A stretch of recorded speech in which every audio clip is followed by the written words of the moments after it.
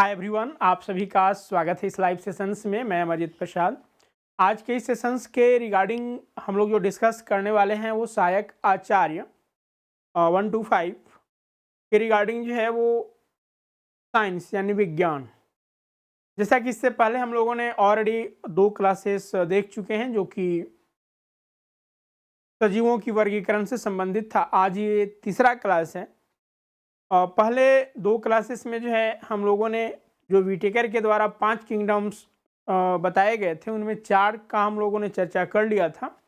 आज जो 5वां किंगडम्स है एनिमेलिया यानी जंतु जगत, उस पर पूर्ण रूप से विचार करेंगे एंड देन उसके बाद जो है हम लोग लॉट ऑफ एमसीक्यूज डिस्कस करेंगे। तो अब तक जो हमारे इस चैनल को सब्सक्राइब नहीं किया सब्सक्राइब कर ले, बेल आइकन को दबा दे ताकि आने वाले क्लास का नोटिफिकेशन आपको मिलता रहे। तो चलिए आज के सेशंस को हम लोग स्टार्ट करते हैं। और हाँ, जो कंप्लीट कोर्सेज में ज्वाइन करना चाहते हैं, ठीक है, सहायक आचार्य के रिगार्डिंग 1 to 5 एंड 6 to 8 और जो कंप्लीट कोर्सेज में ज्वाइन करना चाहते हैं तभी जो है वो काफ़ी मिनिमम प्राइस में ऑफ़र फ़ी के अंतर्गत एडमिशन्स हो रहे हैं। तो इनमें ज्वाइन करने के लिए आपको स्वरूप लर्निंग ऐप गूगल प्ले से डाउनलोड करना है या फिर आपकी स्क्रीन पर जो नंबर दिख रहे हैं उन नंबरों पर कांटेक्ट करके भी आप ज्वाइन कर सकते हैं। अभी जो 1 to 5 के रिगार्डिंग जो कोर्स फ़ी पड़ रहा है वो 2500 रुपया, ये ऑफ़र फ़ी है। तो इन ऑफ़र फ़ी के रिगार्डिंग आप ज्वाइन कर सकते हैं। तो चलिए आज के सेशंस को हम लोग स्टार्ट करते हैं और हम लोगों का टॉपिक है डाइवर्सिटी ऑफ लाइफ। इसी के अंतर्गत हम लोगों ने जीवों का वर्गीकरण देखा था जिसमें कि विटेकर, ठीक है, विटेकर के द्वारा पूरे जीव जगत को 5 वर्गों में विभाजित किया गया। मोनेरा, प्रोटिस्टा, कवक, पादप एंड एनिमलिया यानी जंतु जगत। हम लोगों ने ये स्टार्टिंग का 4 जो है 1 by 1 करके डिस्कस जितने भी महत्वपूर्ण तथ्य थे और उस रिगार्डिंग डिस्कस कर चुके हैं। जो अब तक पीछे के सेशंस को नहीं देखे हैं वो ज़रूर देखें। और आज हम लोग यहाँ पर एनिमलिया के रिगार्डिंग चर्चा करेंगे, जंतु जगत। तो देखिए, जंतु जगत की हम अगर बात करते हैं तो इसके अंतर्गत भी बहुत सारे जीव आते हैं, ठीक है, इसके अंतर्गत बहुत सारे जीव आते हैं। तो उनमें कौन कौन से जीव आते हैं उन पर डिस्कस करेंगे और इनकी विशेषताएं क्या हैं। तो देखिए, एनिमलिया की हम बात करें, जीव जगत की अगर बात करते हैं तो इसमें वैसे बहुकोशिकीय जीव आते हैं, ठीक है, जो विषम पोषी हैं यानी कि जो भोज्य पदार्थ के लिए दूसरे जीवों पर निर्भर रहते हैं, जैसे कि मनुष्य,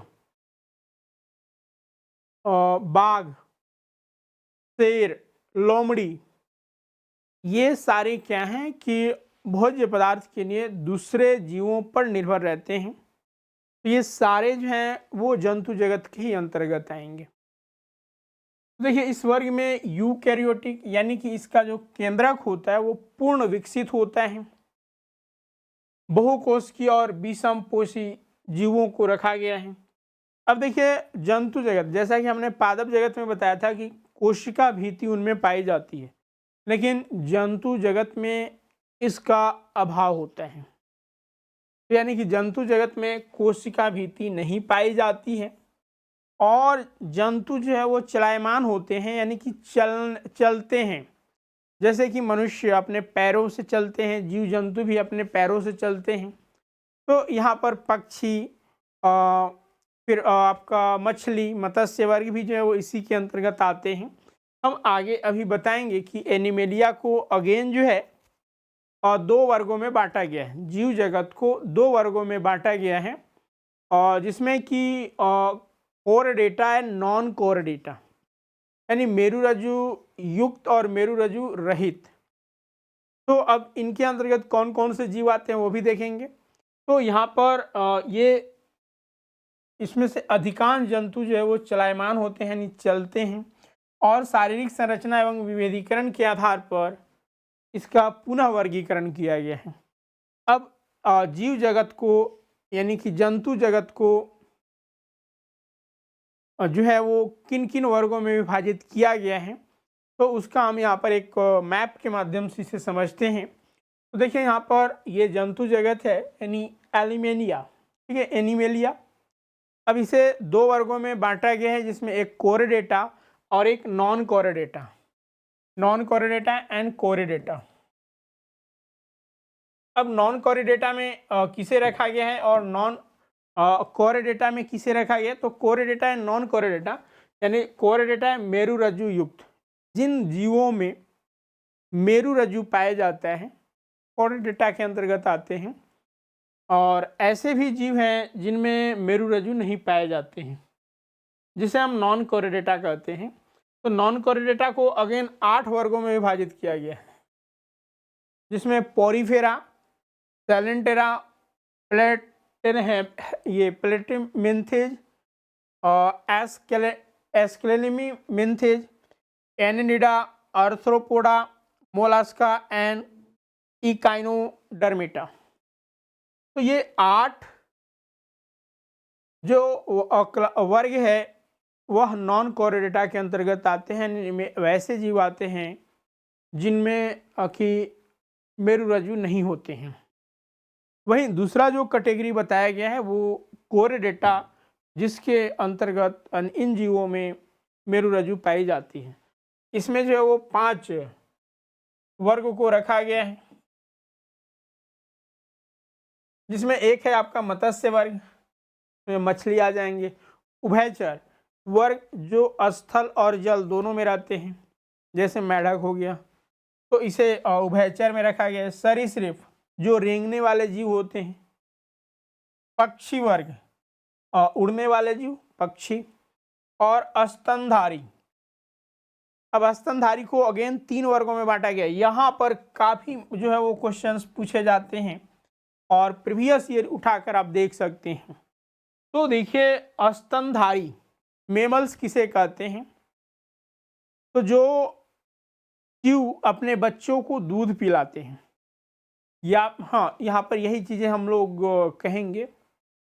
तो अब देखिए स्तनधारी में कहने का मतलब हुआ कि जो बच्चा बॉर्न करता है, जन्म देता है जो बच्चों को, लेकिन इसे 3 कैटेगरी में बांटा गया है, जिसमें एक है आपका प्रोटोथेरिया, एक है मेटाथेरिया और तीसरा है यूथेरिया।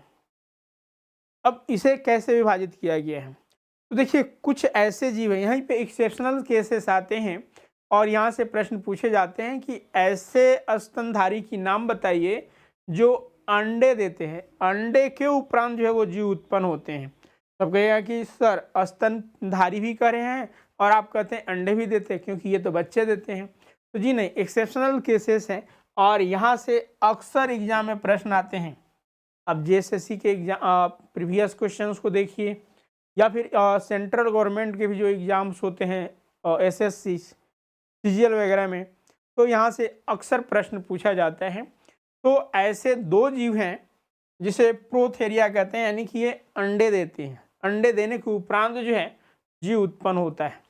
उसमें एक नीडा और प्लेटिपस, ठीक है, 2 जीव है। प्रथम अंडा देने वाला स्तनधारी जो है वो एक नीडा, और प्रोथेरिया के ही अंतर्गत प्लेटिपस आता है।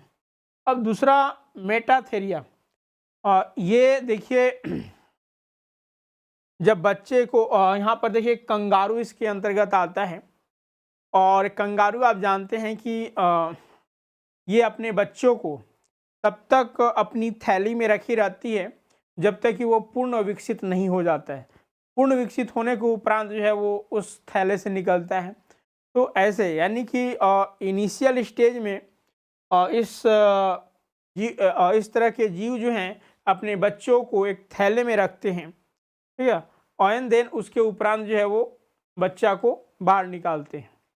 तो ऐसे में कंगारू आता है।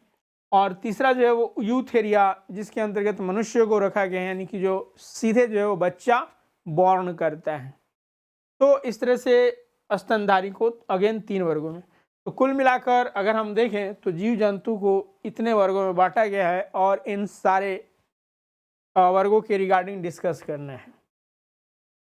जैसा कि हम अगर नॉन कोरेडेटा में बात करें पोरीफेरा का, तो पोरीफेरा के अंतर्गत 4500 से अधिक जीवधारी आते हैं।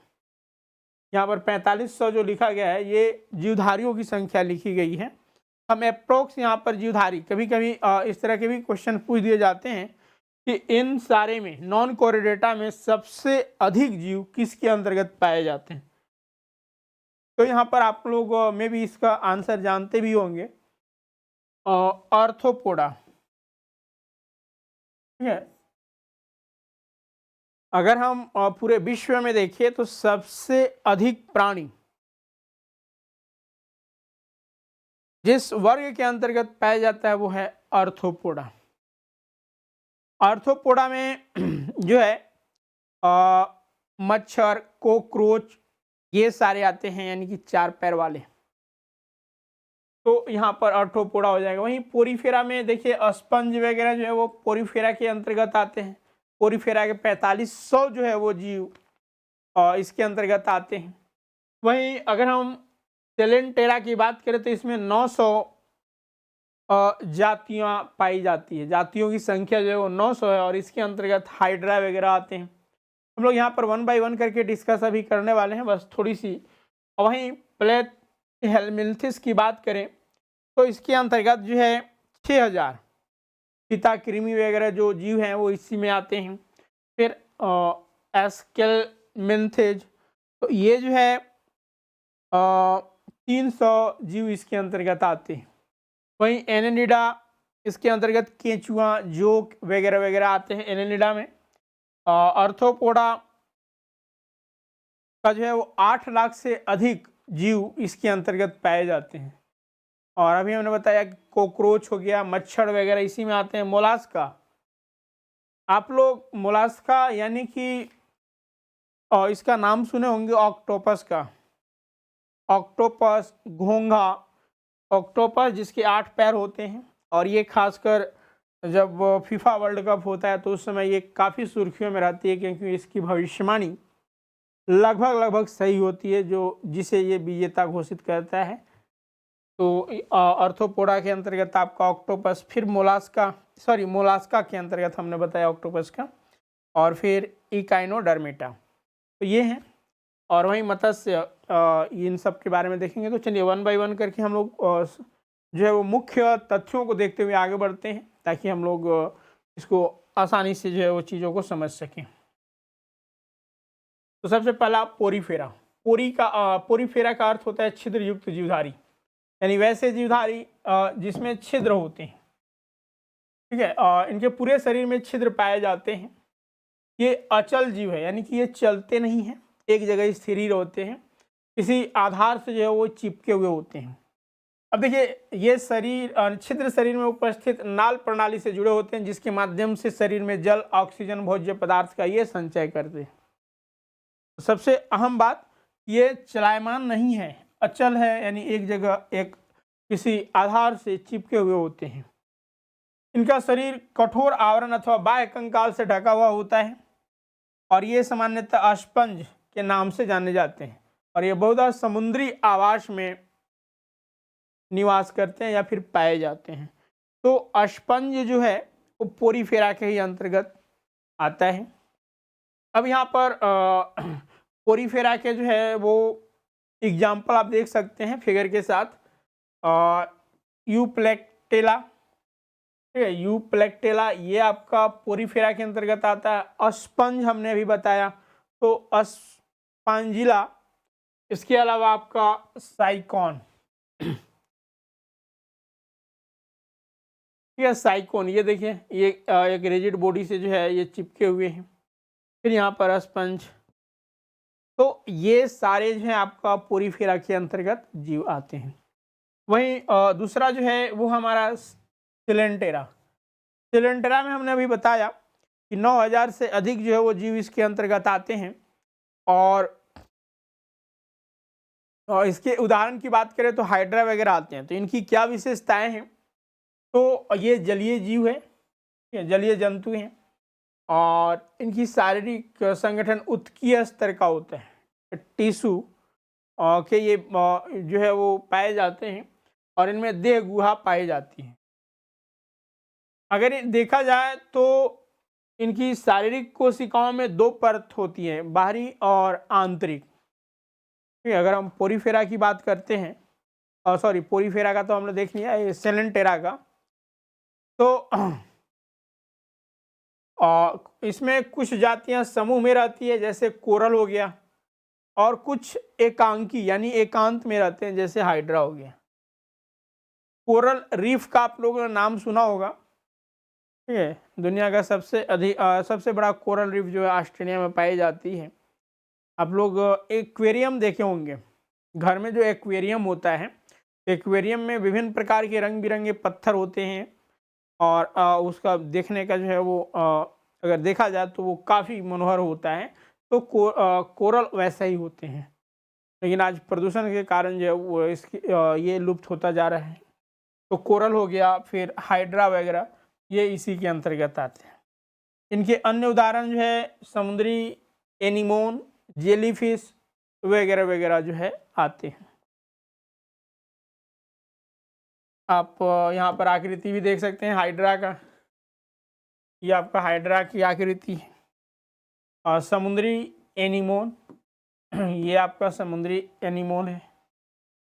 और नेक्स्ट है प्लेटीहेल्मिन्थेज। देखिए, ये इसी तरह के एक दो पॉइंट जो है महत्वपूर्ण, वो आपको ध्यान में रखना है।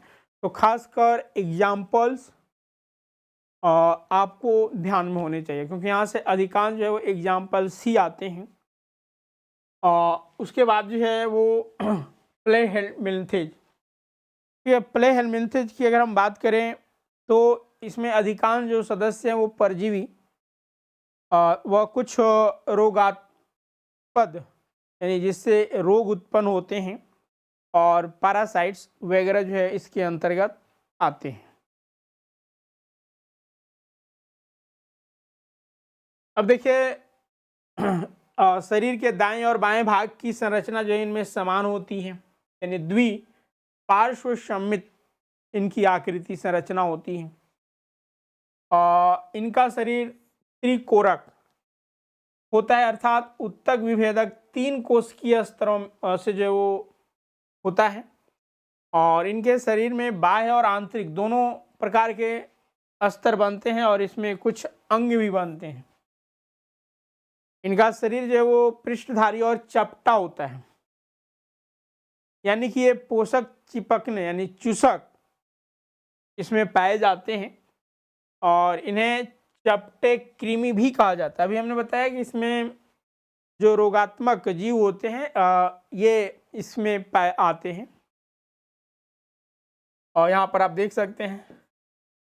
ठीक है, तो प्लेनेरिया जैसे कुछ स्वच्छंद जंतु तथा लीवर फ्लूक जैसे परजीवी इसके अंतर्गत आते हैं। और यहाँ पर आप देख सकते हैं प्लेनेरिया, लीवर स्पूप, टेपवर्म। टेपवर्म ये नहीं सबसे, टेपवर्म जैसे पेट वगैरह में हो जाता है तो पेट की गड़बड़ी, दर्द वगैरह होने लगता है। तो इसमें आपको ध्यान रखना है कि परजीवी और रोग उत्पादक जीव जो है आते हैं। अगला जो है वो है निमेटोडा। ठीक है, निमेटोडा की हम इसी को स्केल्हेमिन्थेज नाम भी दिया जाता है। ठीक है, याद रखिएगा। अभी हमने आपको पीछे जो वर्गीकरण बताया था उसमें हमने एक नाम लिखा था,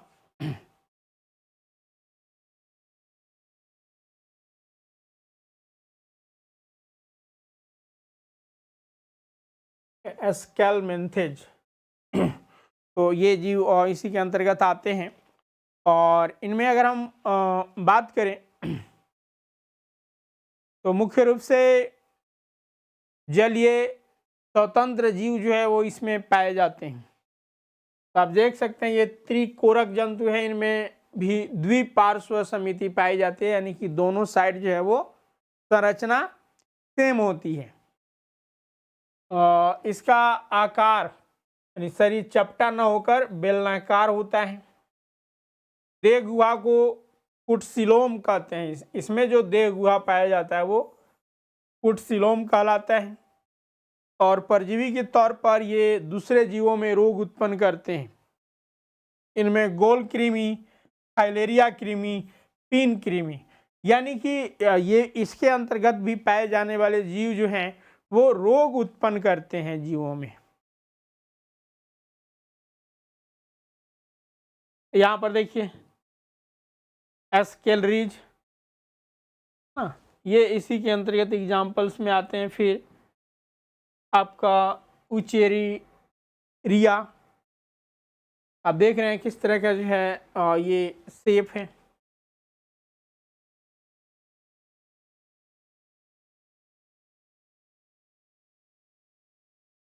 अगला जो है वो है आपका एनेलिडा। तो एनेलिडा ये जलीय और कुछ जो है वो धरातलीय जीव होते हैं। एनालिडा जो है वो आपका जलीय और धरातलीय दोनों में पाए जाते हैं और ये परजीवी भी होते हैं। और इनकी संरचना अगर बात देखें तो अंगों में व्यापक विभिन्नता पाई जाती है। ठीक है, अलग अलग अंगों में जो है अलग अलग प्रकार के पाए जाते हैं और यह विभिन्नता इनके शरीर के सिर से पूंछ तक एक के बाद एक खंडित रूप में उपस्थित होते हैं। ये लवण और अलवणीय और दोनों जलों में पाए जाते हैं और इनमें संवहन, पाचन, उत्सर्जन और तंत्रिका तंत्र पाए जाते हैं। और इसके एग्जाम्पल जो है वो केंचुआ, नेरिस, जोंक। केंचुआ आप लोग देखेंगे खंड बाई खंड जो है वो विभाजित होते हैं, यानी इनके जो शेप आकृति होती है उसमें धारीदार होते हैं खंड बाई खंड, जैसे कि आप केंचुआ। ठीक है, बाकी अगर जोक भी देखे ही होंगे तो यहाँ पर आप देख सकते हैं ये खंडित हैं, ये चलते भी हैं, चलायमान भी जंतु हैं और ये जल और स्थल दोनों में देखने को मिलते हैं। तो ये कुछ फीचर्स हैं और एनालिडा के अंतर्गत आप एग्जाम्पल जरूर ध्यान रखिएगा, केचुआ और जोंक, नेरिस, ये सारे। केचुआ देखिए, जोक। अगला है आर्थ्रोपोडा। तो देखिए हमने बताया कि इसके अंतर्गत यानी अगर हम जंतु जगत देखें तो जंतु जगत में जो नॉन कोरेडेटा बताया गया, तो नॉन कोरेडेटा के अंतर्गत सबसे अधिक जीव जिस संघ में पाया जाता है वो है आपका आर्थ्रोपोडा से। तो यह जंतु जगत का सबसे बड़ा संघ है और इसमें द्विपार्श्व समितियां पाई जाती है और शरीर खंड युक्त होता है तथा इसमें खुला परिसंचरण तंत्र। अब यहाँ पर एक शब्द आया है खुला परिसंचरण तंत्र और दूसरा बंद परिसंचरण तंत्र।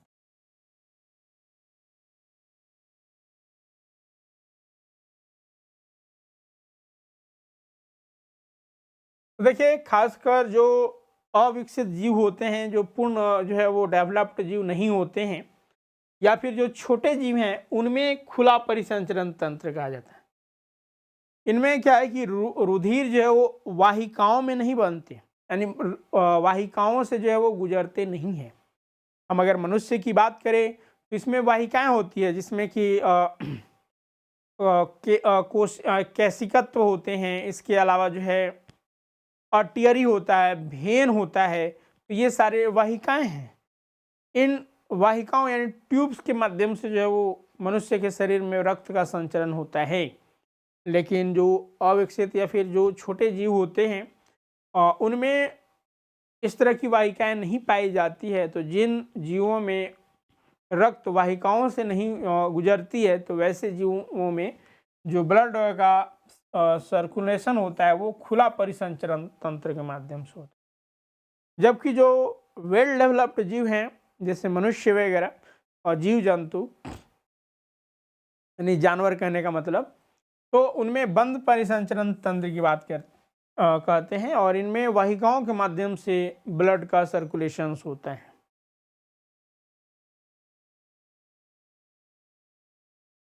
और इसमें जुड़े हुए पैर पाए जाते हैं और इसके अंतर्गत जो जीव आते हैं उसमें झींगा, तितली, मक्खी, मकड़ी, बिच्छू, केकड़ा, ठीक है, और ये सारे आते हैं। तो आप समझ सकते हैं कि मक्खी हो गया, केकड़ा, मकड़ी, इनकी ऑलरेडी जो है वो संख्या काफ़ी ज़्यादा होती है। तो इसी के अंतर्गत ऑर्थोपोडा के अंतर्गत आते हैं। बाकी यहाँ पर देख सकते हैं झींगा, बिच्छू, ये जो है इनका साइंटिफिक नेम है। जैसे कि झींगा को पेलिमोन कहा जाता है। अब बिच्छू का क्या नाम है साइंटिफिक नेम, क्योंकि साइंटिफिक नेम क्यों दिया जाता है, यानी कि हम जब इसे पढ़ें तो दुनिया के किसी भी कोना में जाए तो साइंटिफिक नेम नहीं बदलता है। स्थानीय नाम हाँ अलग अलग जगहों पर अलग अलग हो सकता है। ये है आपका बिच्छू पेलेमिनियम। देन आगे जो है आपका मकड़ी, एनेरिया, फिर तेलचट्टा, और ये सारे जीव, घरेलू जो मक्खी होता है जिसे मस्का कहा जाता है, तितली और सतपाद, ये वाला जिस आप लोग घर में देखे होंगे जिसे कनगुजर कहा जाता है, शायद आप लोग सुने होंगे या ना सुने होंगे, लेकिन ये अक्सर जो है आसपास के क्षेत्रों में देखने को मिल जाता है। तो ये यहाँ पर आपका आर्थ्रोपोडा के जंतु के एग्जाम्पल्स हैं। फिर आगे आते हैं, अगला है आपका मोलास्का। तो मोलास्का के अंतर्गत हमने अभी ऑक्टोपस का नाम लिया, जो कि फीफा जो वर्ल्ड कप होता है उस समय ये काफ़ी चर्चा में होता है, क्योंकि ये भविष्यवाणी करता है और लगभग लगभग अभी तक जो है वो इसकी भविष्यवाणी सही निकली है कि कौन विजेता होगा। तो देखिए मोलास्का के भी जो है वो द्विपार्श्विक जो है वो शरीर होती है और इसकी देह गुहा बहुत कम होती है तथा शरीर में थोड़ा विखंडन होता है। अभी हम ऑक्टोपस का या फिर घोंघा का जो है वो आकृति दिखाएंगे आपको। अधिकांश मोलास्का जंतुओं में कवक यानी कवच पाया जाता है। जैसे घोंघा, घोंघा के ऊपर जो है एक लेयर पाया जाता है कैल्शियम ऑक्साइड का और कैल्शियम कार्बोनेट का। तो वो काफ़ी स्ट्रॉन्ग होता है, मजबूत होता है। तो इनमें कवच पाया जाता है और इनमें खुला संवहनी वही खुला परिसंचरण तंत्र होता है तथा उत्सर्जन के लिए गुर्दे का प्रयोग करते हैं, यानी गुर्दे जैसी संरचना इनमें पाई जाती है। और इसमें ऑक्टोपस, घोंघा, सीप वगैरह इसके एग्जाम्पल है। जैसे यहाँ पर ये ऑक्टोपस है, इनके 8 पैर होते हैं, ठीक है। ये जो आपको लड़क रहा है ये 8 पैर होते हैं। फिर काइटोन, ये इसी के अंतर्गत आता है। घोंघा, ये देखिए। फिर यूनियो, तो ये सारे जीव जो हैं ये आपका मोलास्का जो संघ है उसके अंतर्गत पाए जाते हैं। नेक्स्ट है आपका इकाइनोडर्मेटा। तो देखिए ग्रीक में अगर हम देखें तो इकाइनोस का अर्थ होता है जेहोंग यानी जाहक, और डर्मा का अर्थ होता है त्वचा, यानी कि इनकी त्वचा जो है कांटों से आच्छादित होते हैं। तो यहाँ पर एक चीज आपको ध्यान में बैठ गया होगा, ऐसे जंतु जिनकी त्वचा कांटों से आच्छादित हो इको यानी इकाइनोडर्मेटा कहलाते हैं। ये मुक्त जीवी समुद्री जंतु हैं और ये इनमें जो देह गुहा युक्त त्रिकोणीय ये जंतु हैं तथा इनमें विशिष्ट जल संवहन नाल पाया जाता है और जो उनके चलने में सहायक होता है, क्योंकि ये जलीय जंतु हैं। इनमें कैल्शियम कार्बोनेट के कंकाल एवं कांटे पाए जाते हैं। कहने का मतलब कि ऊपर का जो लेयर है उसमें कैल्शियम मजबूत यानी कठोर होता है। और इसमें स्टारफिश, समुद्री आर्चियन, ये जो है वो इसके अंतर्गत आते हैं। यहाँ पर आप देख सकते हैं पंख तारा, समुद्री खीरा और समुद्री आर्चियन ये है। तो ये सारे जो हैं तारा मछली, यहाँ पर आप देखें स्टारफिश जिसको आप कहते हैं। तो ये इस के अंतर्गत जो है आते हैं, इकाइनोडर्मेटा के अंतर्गत। अगला है प्रोटोकॉर्डेटा।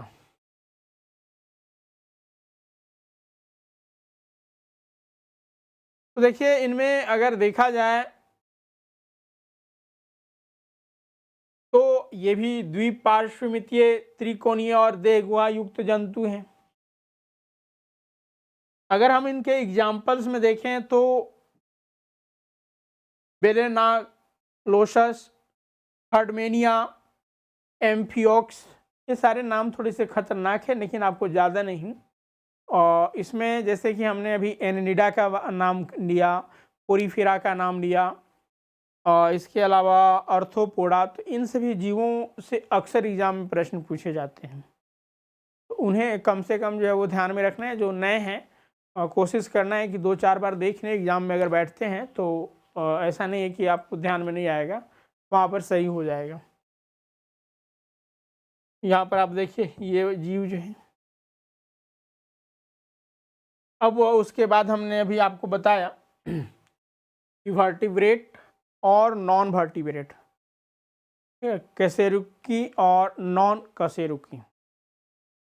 तो वर्टिब्रेट के अंतर्गत 5 जो है वो जगत आते हैं। नॉन वर्टिब्रेट के अंतर्गत जो जीव आते थे उन पर हम लोगों ने चर्चा कर लिया। अब वर्टिब्रेट यानी कि इनमें कंकाल तंत्र पाए जाते हैं, वो भी वेल डेवलप्ड, तथा मेरुरज्जु जो है इसमें उपस्थित होता है। ये जीव चलायमान होते हैं, चलने के लिए इनमें विकसित जो है वो अंग होते हैं, जैसे कि मनुष्य पैरों के माध्यम से चलते हैं, मछली पंख के माध्यम से चलते हैं, पक्षी डैना के माध्यम से उड़ते हैं, उभयचर पृथ्वी पर जो वो पैर के माध्यम से चलते हैं या फिर अन्य और माध्यम से। वहीं जल में जो है वो उसी को अपना, जैसे कि अगर हम कछुए की आपका कछुआ कह रहे हैं, मेढक की बात करें तो कछुआ भी इसी की श्रेणी में आ जाती है। मेढक की बात करें तो वो दोनों जगहों पर चल लेती हैं। तो ये सारे इनकी फीचर्स हैं। और इसके अलावा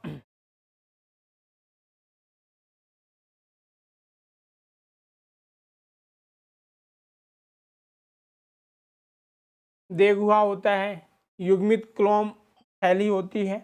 तो ये आपका एग्जाम कह सकते हैं कि इसके कैरेक्टर है, इसके जो है वो पहचान क्या क्या है उस पर यहाँ पर हम लोग देख रहे हैं, यानी कि लक्षण।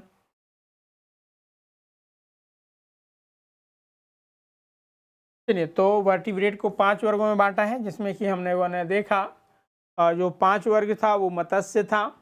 हम एक बार रिकॉल कर देते हैं।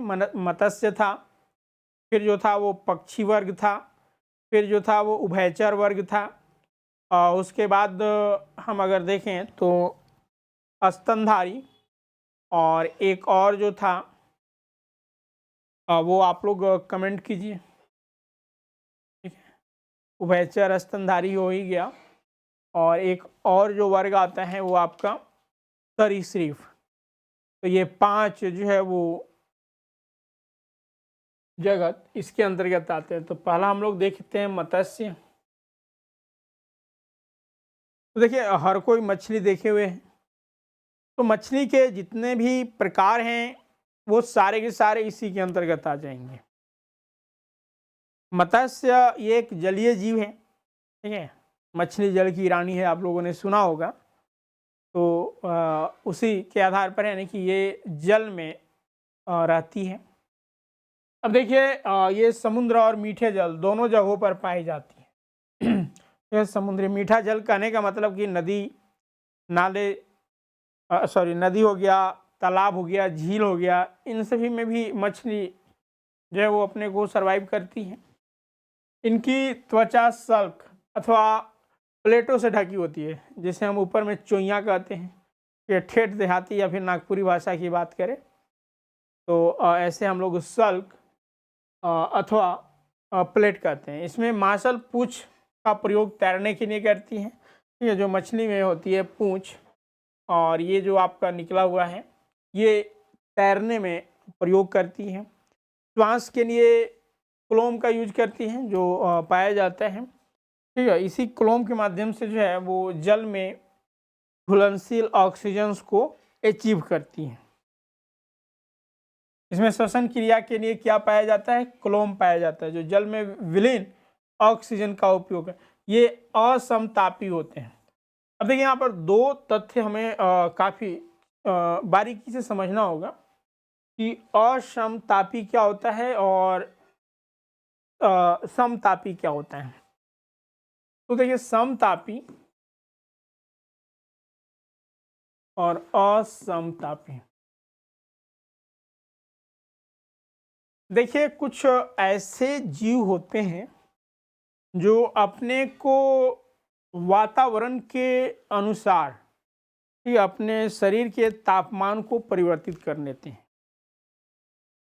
तो जो वातावरण के अनुसार अपने शरीर का तापमान परिवर्तित करते हैं वैसे जीवों को असमतापी कहते हैं, जैसे मछली के अंतर्गत आता है।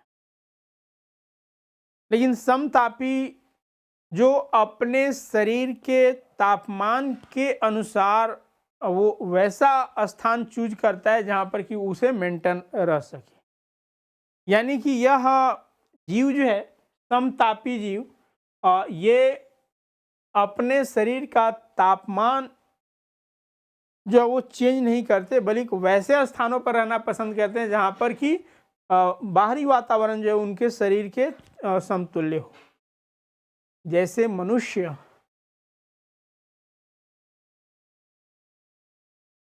जो है वो इसी श्रेणी के अंतर्गत आते हैं।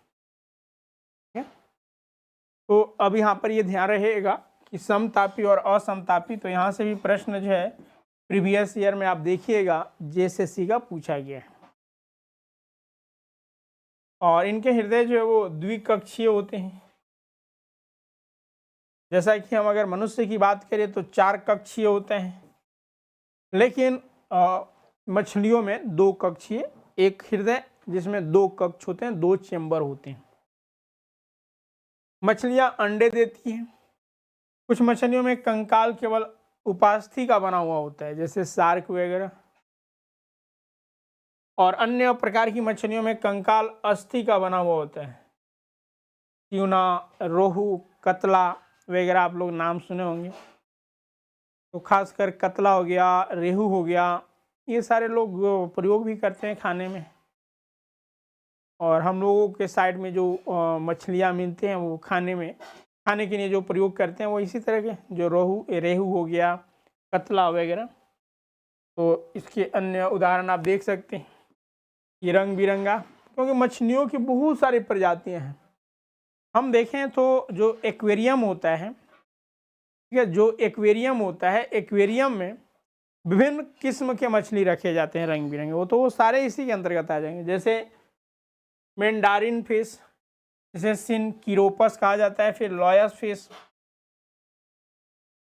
एंगलर फिश, तारा यानी टोरपीडो, जिसे विद्युत रे, ये अपनी पूंछ से क्या है, इलेक्ट्रिसिटी जनरेट कर सकता है। कभी कभी इस तरह के प्रश्न पूछ दिए जाते हैं कि कौन सा ऐसा मछली है जो इलेक्ट्रिसिटी उत्पन्न करता है, तो टॉरपीडो। नेक्स्ट दंश रे, और ये देखिए आपका रेहू, जिसे रेहू कहें, ये रेहू ही है। कतला का ये वाला भाग जो ज़्यादा होता है। और इसके अलावा यहाँ पर देखिए रोहिता, ये रेहू है आपका, वो डॉग फिश था यहाँ पर, सॉरी, ये डॉग फिश है। और ये आपका रोहिता, लेबिया रोहिता यानी रेहू है, का प्रयोग आप लोग खाने में करते हैं। तो ये यहाँ पर, इसके अलावा दरियाई घोड़ा। अब कहते होंगे कि दरियाई घोड़ा सर ये तो घोड़ा है, तो इसको मछली में तो नाम है। यहाँ पर आप देख सकते हैं ये जो जीव हैं। फिर यहाँ पर अगेन ये मछली, उड़न मछली जो है वो, ये आप देख सकते हैं उड़न मछली। और इसके बाद इनाबॉश, जिसे क्लाइंबिंग पर्च कहा जाता है। दूसरा है जल स्थल यानी कि उभयचर एम्फीबियन। तो नाम से ही यहाँ पर क्लियर है कि उभयचर यानी कि जो स्थल और जल दोनों में रहते हैं, पाए जाते हैं।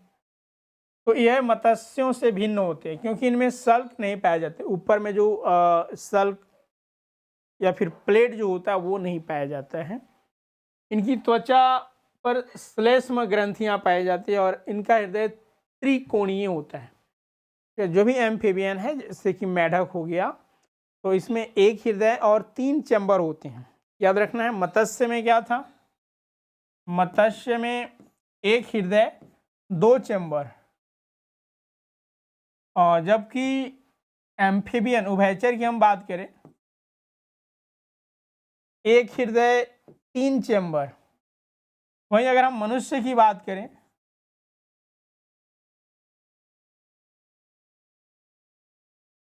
एक हृदय 4 चैम्बर। ठीक है, आप देख पा रहे हैं। तो इनमें बाह्य कंकाल नहीं होता, वृक्क पाए जाते हैं। श्वसन या तो ये क्लोम के माध्यम से या फिर फेफड़े के माध्यम से करती है। ये पॉइंट को आपको ध्यान रखना है। और ये भी जीव जो है वो अंडे देने वाली होती है। जल और स्तन दोनों पर रह सकते हैं, जैसे मेढक।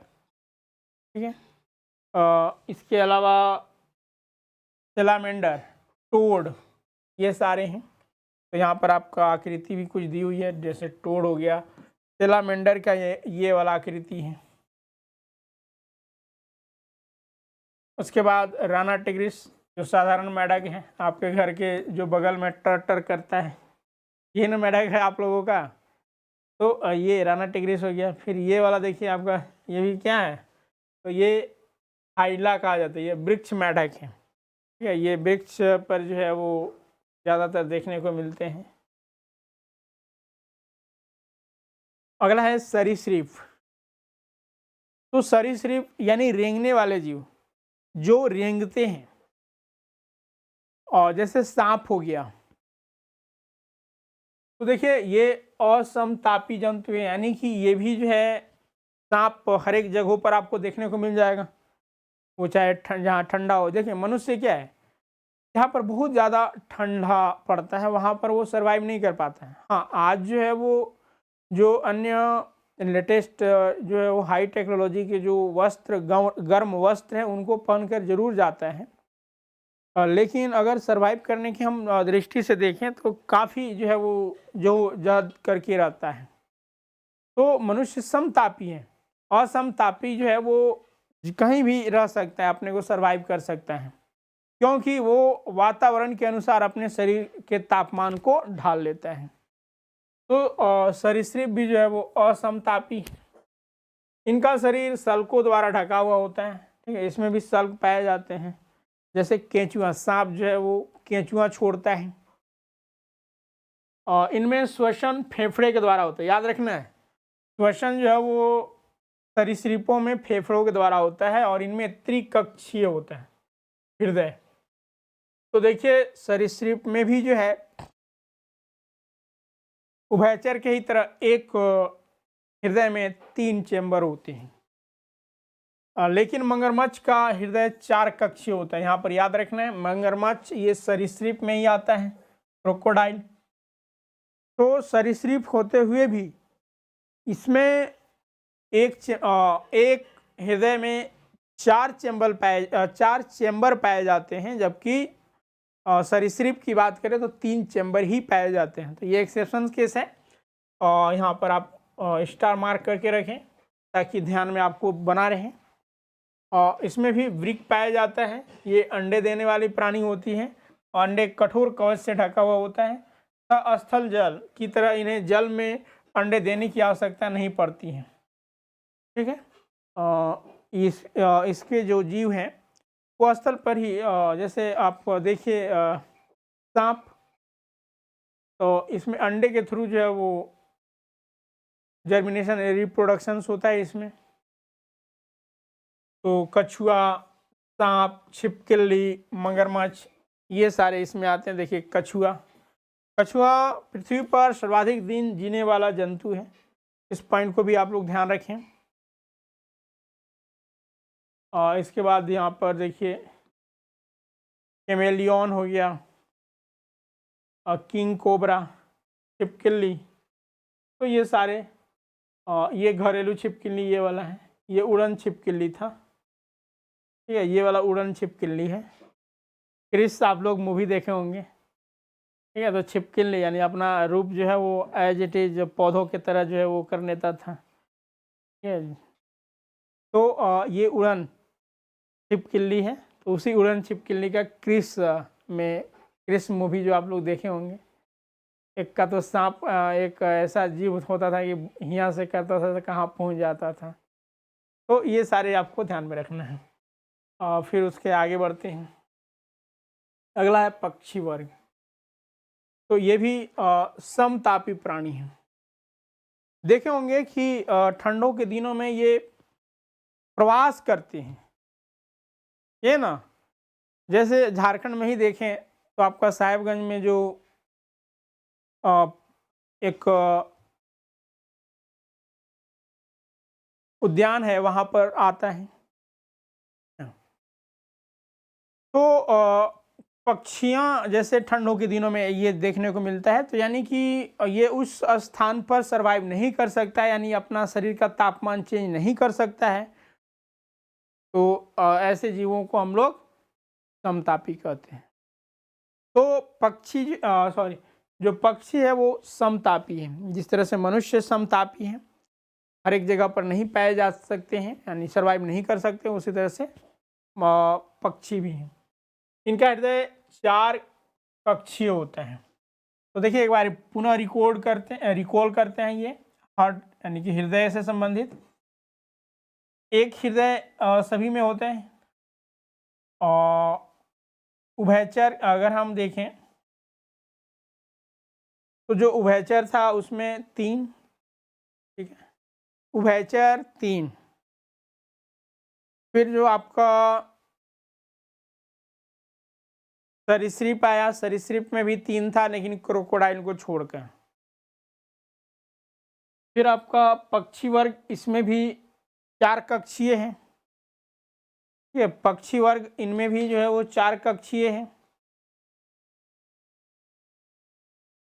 और मनुष्य भी जो है 1 हृदय और 4 कक्ष। अब देखिए शरीर पैरों से ढका होता है इनमें पक्षियों में, और श्वसन फेफड़ों द्वारा होता है। इस वर्ग में सभी पक्षियों को रखा जाता है। अब देखिए यहाँ पर एक बात तो ध्यान देने वक्त वाली होती है कि जब पक्षी नंगे तार पर बैठते हैं तो आखिर उन्हें क्यों जो है वो झटका नहीं लगता है, फिर इलेक्ट्रिसिटी नहीं लगता है? क्योंकि उनके पैर जो होते हैं वो खोखले, ठीक है, खोखले हड्डी से बना हुआ होता है और उसमें इलेक्ट्रिसिटी क्रॉस नहीं करता है। ऐसे उनके जो शरीर होता है उनमें खोखले हड्डी ही पाए जाते हैं, क्योंकि ज़्यादा भारी अगर पक्षी हो जाए तो वो उड़ नहीं सकता है। तो चूंकि उनके पैर ऐसे होते हैं कि इलेक्ट्रिसिटी पास नहीं होता है, तो ये आसानी से नंगे जो तार होते हैं उनमें बैठ जाते हैं। तो यहाँ पर आप देख सकते हैं इसके अंतर्गत ऑस्ट्रिच, फिर जो है वो बत्तख, कबूतर, कौआ, पीछे गौरिया था, गौरिया, ये सारे इसी के अंतर्गत आएंगे। और अगला है स्तनपाई। स्तनपाई करने का मतलब यानी मैमल्स, जो प्राणी बच्चे को जन्म देता है, मैमल्स कहलाते हैं, या फिर जो अपने बच्चों को दूध पिलाते हैं। तो मनुष्य और जानवर जो है वो इसी कैटेगरी में आते हैं। अन्य और इनकी फीचर्स क्या हैं? देखिए ये समतापी प्राणी है, हमने पहले से ही कह रखा है। और इसके एक हृदय में 4 चैम्बर पाया जाता है। और इनमें सभी जंतुओं में नवजात के पोषण के लिए दुग्ध ग्रंथि पाई जाती है। इनकी त्वचा पर बाल होता है, श्वेत और तेल ग्रंथियां पाई जाती हैं, पसीना भी जो है वो इन जीवों से निकलता है। इस वर्ग के जंतु शिशु को जन्म देने वाली होती है, हालांकि कुछ जंतु अपवाद स्वरूप अंडे भी देती है। और अभी हमने दो नाम बताया था अंडे देने वाले जंतु में, एक नीडा और प्लेटिपस। ये दो नाम आपको काफी बारीकी से याद रखना है। कंगारू जैसे कुछ स्तनपायी में अविकसित बच्चे मार्सुपियम, हमने अभी बताया था कि कंगारू ऐसा जीव है जो अपने बच्चे को अविकसित ही जो है वो जन्म देता है, लेकिन उसकी भरपाई वह अपने पीठ की तरफ जो उसकी थैली होती है और उसमें रख कर इसकी भरपाई करती है। उस थैली को क्या कहा जाता है? तो ये मार्सुपियम, ये याद रखना है। मार्सुपियम नामक थैली में तब तक लटके रहता है जब तक कि उसका पूर्ण विकास नहीं हो जाता है। तो यहाँ पर ध्यान अब देना है। हमने जब इनिशियल में ही जंतु जगत का वर्गीकरण बताया था, तो वहाँ पर जो 5 किंगडम्स में एक जो आपका स्तनपायी आया था, उसमें 3 एरो देकर हमने बता दिया था, प्रोथेरिया, यूथेरिया, ठीक है। तो उसी के रिगार्डिंग है, और एक जो था आपका मेटाथेरिया। तो मेटाथेरिया कंगारू, प्रोथेरिया इकिडना और प्लेटिपस, और यूथेरिया मनुष्य। तो बाकी यहाँ पर आप देख सकते हैं, व्हेल हो गया, मनुष्य, बिल्ली, चूहा, चमगादड़, ये सारे के सारे जो है वो स्तनपायी में हैं। तो इस तरह से हम लोगों ने सजीवों का वर्गीकरण के कंप्लीट कोर्सेज को देखा। अगर यहाँ तक आपको कोई भी डाउट्स है, आप कमेंट सेक्शंस में पूछ सकते हैं। इसके बाद अब हम लोग इससे संबंधित, ठीक है, हम लोगों ने सजीवों का वर्गीकरण देखा, यानी डाइवर्सिटी ऑफ लाइफ हमारा टॉपिक्स था। तो अब इससे संबंधित पूरा का पूरा जो है हम लोग अगले सेशंस में एमसीक्यू चर्चा करेंगे और किस तरह से जो है इसमें क्वेश्चंस पूछे जाते हैं उस पर विचार करेंगे। तो अगर वीडियो आपको अच्छा लगा हो, वीडियो को शेयर और लाइक ज़रूर करें, तथा जो कंप्लीट कोर्सेस में ज्वाइन करना चाहते हैं, जैसा कि 1 to 5 या फिर 6 to 8 के रिगार्डिंग जो है वो कोर्सेस में ऑफ़र भी चल रहे हैं अभी दशहरा का। तो उस रिगार्डिंग जो है इन कोर्सेस में आप ज्वाइन कर सकते हैं। अभी जो 1 to 5 के रिगार्डिंग जो ऑफ़र भी पड़ रहा है वो 2500। वहीं जो 6 to 8 की रिगार्डिंग लेना चाहते हैं उनका जो है वो 6500। SST, commerce, math, science and भाषा टीचर्स 6 to 8 की रिगार्डिंग आपका 6500 ही पड़ रहे हैं।